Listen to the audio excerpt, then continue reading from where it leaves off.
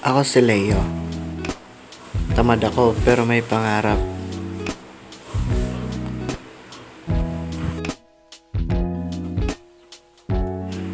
Pangarap kong yumaman kahit wala akong ginagawa. Pangarap ko rin kumita kahit wala akong trabaho. Kung paano ko gagawin yon, hindi ko pa din alam. Umpisan muna natin sa kape. Ay, gatas pala.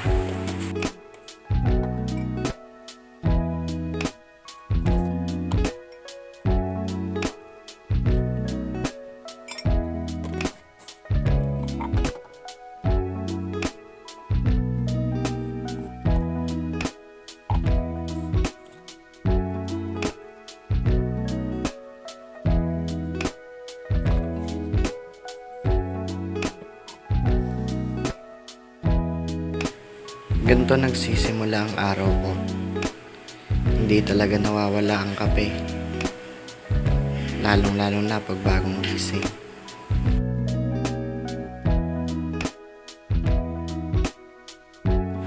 Isang higop, tapos ilang minutong tulala.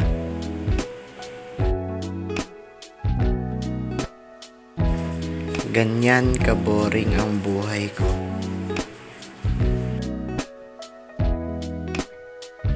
Sa ganyang paraan ko lang tinatakasan lahat ng obligasyon ko, lahat ng gagawin ko, at lahat ng problemang hinaharap ko. Tingnan nyo, di ba parang wala lang?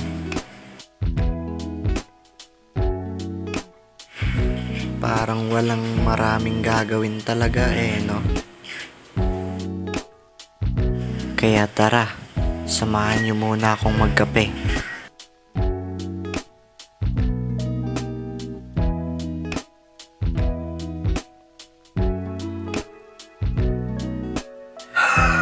Ganito ang point of view ko araw-araw. Pinagmamasta ng paligid, sobrang tahimik, at ang sarap ng hangin. Sino ba naman hindi gaganahang magkape? Pero mas masarap pag kapeling ka. Oh! Madalas ako lang mag-isa sa bahay, kaya may papasok talaga sa isip mo.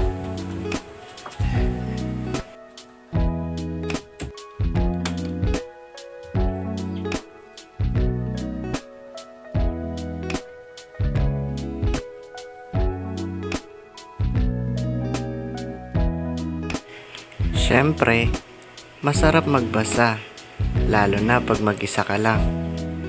Bakit kaibigan? Anong nasa isip mo?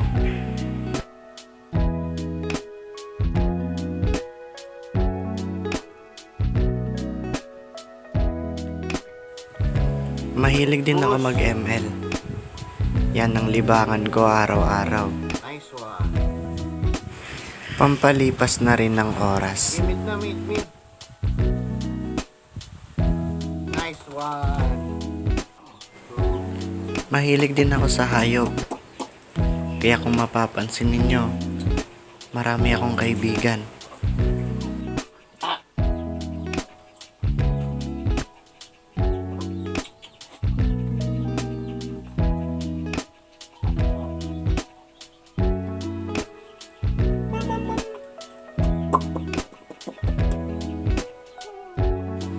Pero mas malapit talaga ang loob ko sa mga pusa. Ewan ko lang, napapagaan kasi nila yung loob ko. Lalong-lalo na itong alaga ko. Nilalambing niya ako kapag wala ako sa mood, o di kaya pag malungkot ako, tumatabi siya sa akin. Napakalambing ng pusang to. Manang-mana talaga sa akin. Ganyan ka-boring ang buhay ko. Kapag wala na akong gagawin, wala. Tulog-tulog lang. Tamad nga, 'di ba? Pero at least may pangarap. Tamad nga lang. Kala mo talaga mayaman eh. Sige, matulog ka lang. Ewan ko ba? Sa lahat ng pwedeng maging talent, ba't katamaran pa nakuha ko? Ay, dyan lang naman umiikot ang buhay ko eh. Paaralan, simbahan, at syempre, sa bahay. Yeah.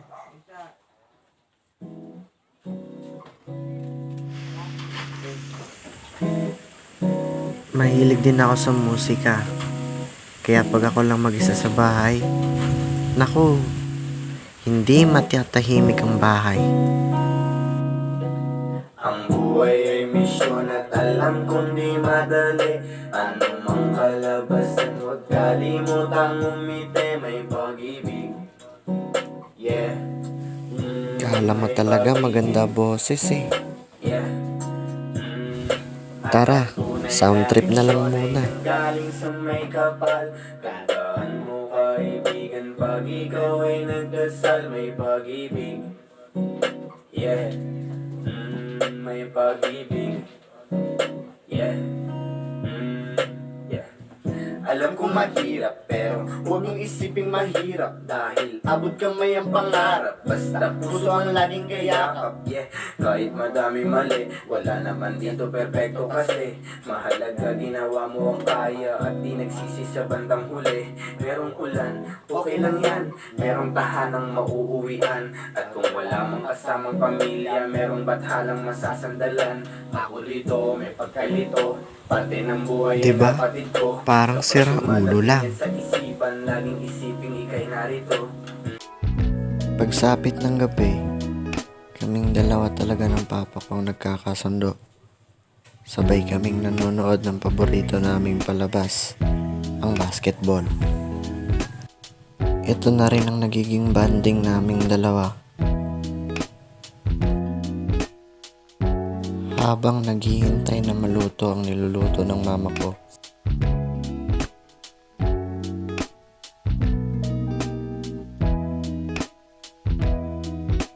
ang bunso ko namang kapatid ang nakatoka sa paghuhugas ng pinggan. Iba naman ang katauhan ko pagdating sa paaralan. Hindi mo ako makikitang may problema o di kaya malungkot pagdating sa paaralan.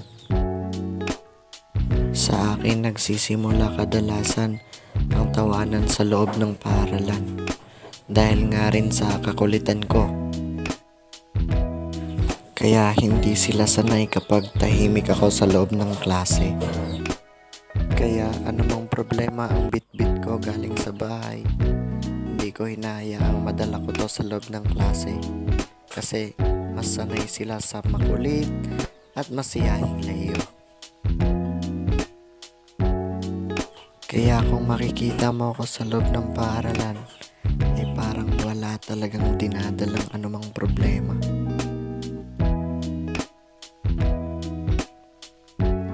Sa barkada naman, ako din palagi ang nag-uumpisa ng tawanan. Dahil nga, sa barkada ako yung pinaka-joker. Ayokong mahawaan ng negative vibe yung banding namin. Ibang-iba ang katauhan ko pag may kasama akong iba. O di kaya pag nasa labas ako. Pero